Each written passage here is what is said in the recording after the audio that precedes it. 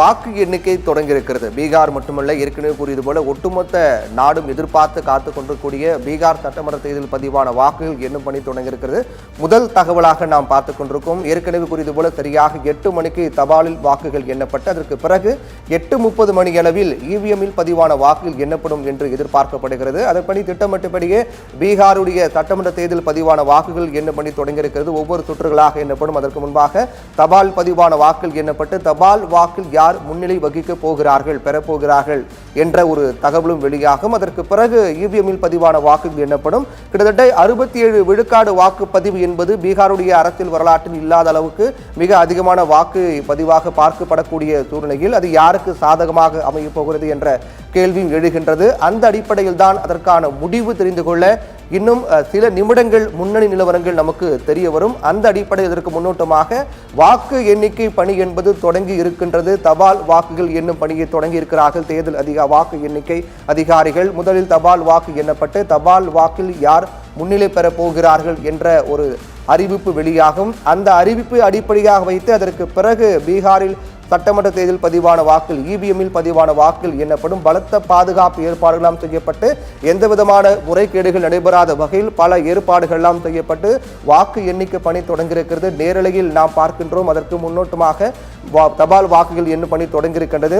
கிட்டத்தட்ட 4372 வாக்கு எண்ணிக்கை மேசைகள் அமைக்கப்பட்டு ஒவ்வொருடைய வாக்கு எண்ணிக்கை மேசையிலும் ஒரு வாக்கு எண்ணிக்கை மேற்பார்வையாளர், உதவியாளர் மற்றும் நுண்ணணி கண்காணிப்பாளர் என அதிகாரிகள் நியமிக்கப்பட்டு அரசியல் கட்சியுடைய முகவர்கள் முன்னிலையில் வாக்கு எண்ணிக்கை பணி என்பது நடைபெற்று தொடங்கியிருக்கிறது.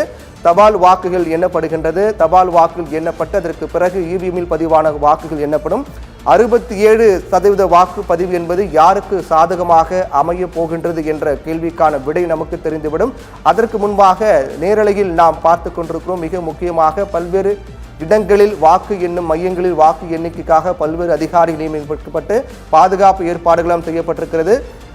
மிக முக்கியமாக தேஜஸ்வி யாதவ் வரக்கூடிய இந்த காட்சி பார்க்கின்றோம். ஏற்கனவே ஒவ்வொரு கட்சியினுடைய தலைமை அலுவலகங்கள் நம்முடைய செய்தியாளர்கள் அங்கு நடக்கக்கூடிய நிலவரங்களை வழங்குவதற்காக தயாராக காத்துக் கொண்டிருக்கிறார்கள்.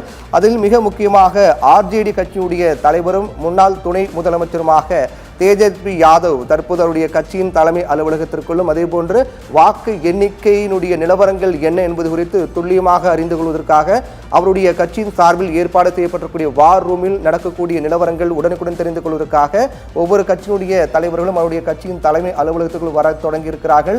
பரபரப்போடு எதிர்பார்த்து காத்துக் கொண்டிருக்கூடிய பீகார் சட்டமன்ற தேர்தல் 2 கட்டங்களாக நடைபெற்றது. 6ஆம் தேதி மற்றும் 11ஆம் தேதி என 2 கட்டங்களாக வாக்கு எண்ணிக்கை நடைபெற்றது. 2 கட்டங்களும் அதிக அளவில் வாக்குகள் பதிவான பீகாரில் இதுவரை இல்லாத ஒரு மிகப்பெரிய மாற்றமாக, ஒரு புதிய மாற்றமாகவே பார்க்கப்பட்டது. அதிலும் மிக முக்கியமாக பெண்களுடைய வாக்கு இந்த 2025 சட்டமன்ற தேர்தல் அதிகமாக பதிவாக இருப்பதையும் பார்க்கின்றோம்.